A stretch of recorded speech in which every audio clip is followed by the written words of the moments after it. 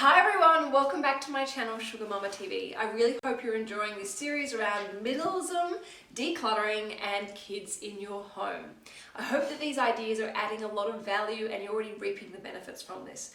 And for everyone who is watching and you have additional ideas for me and for other viewers and subscribers, please make sure you share that idea in the comment box below. Alright, getting straight into this video, another 7 tips, tricks and ideas to help you incorporate minimalism in your home for your children. Alright, number 1, make sure everything has a home and that your children know where that home is.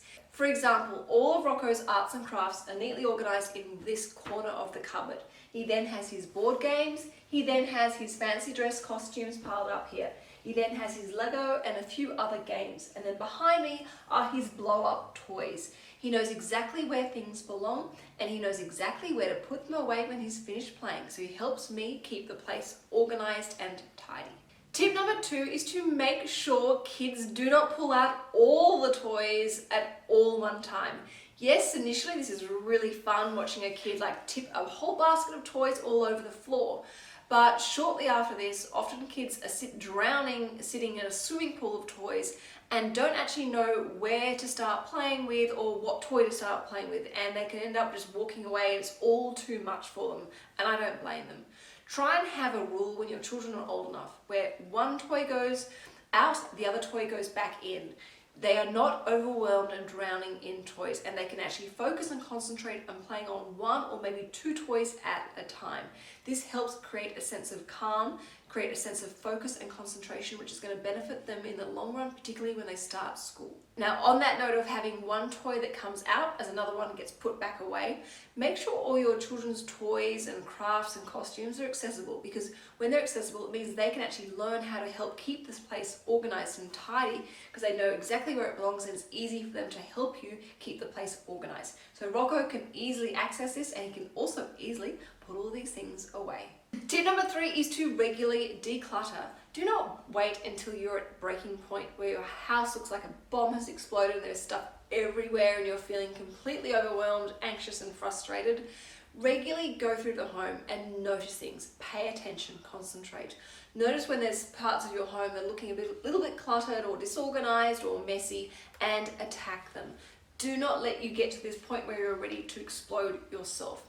Go through the home on a constant basis and declutter. Tip number 4 is to remember, less is more. When you incorporate a minimalistic philosophy into your home, you create so much more space. Your home feels more calm, feels more tranquil. It's more inviting for people coming over.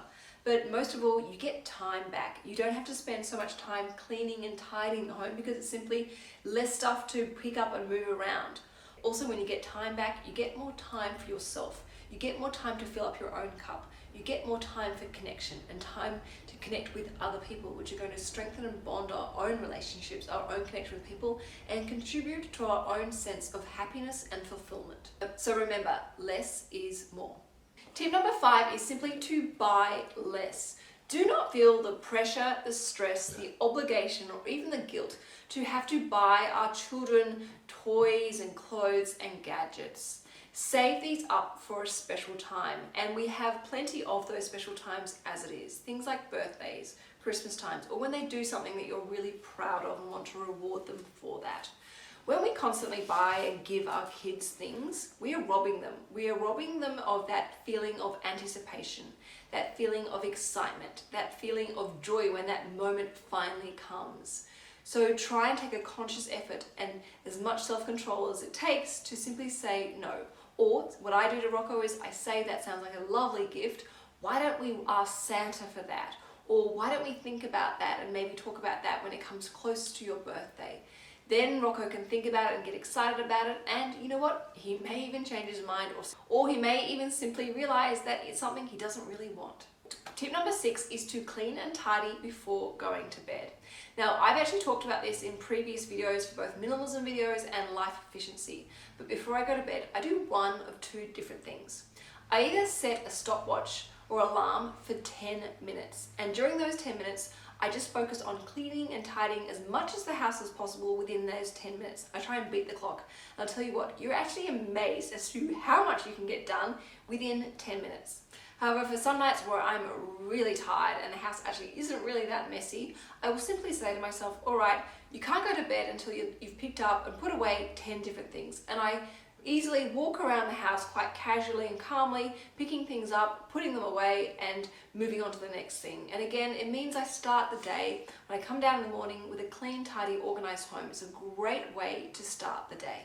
And then tip number 7 is to start the easy stuff first. When you're decluttering your home, do not start with the really tough, sentimental things that are going to make you like hit a bit of a block and almost freeze with anxiety as to what to do. No, that's ridiculous. I would never do that. Start with the really easy things that you know definitely have to go, like the clothes that definitely don't fit them anymore, or the toys that they outgrew years ago, or the books that have been ripped and damaged that definitely need to go into the recycling bin.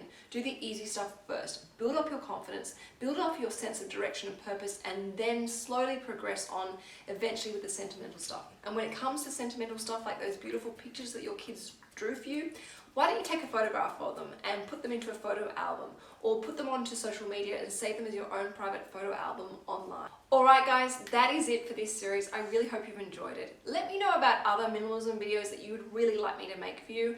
As I said, I absolutely love minimalism. It has really changed my life, and since incorporating minimalistic philosophy into my home, heart and mind, I have never looked back. It's been one of the best things that I've ever done for myself. Alright everyone, that's it for this video. Thank you for watching, and if you haven't subscribed, please make sure you do. Ciao for now.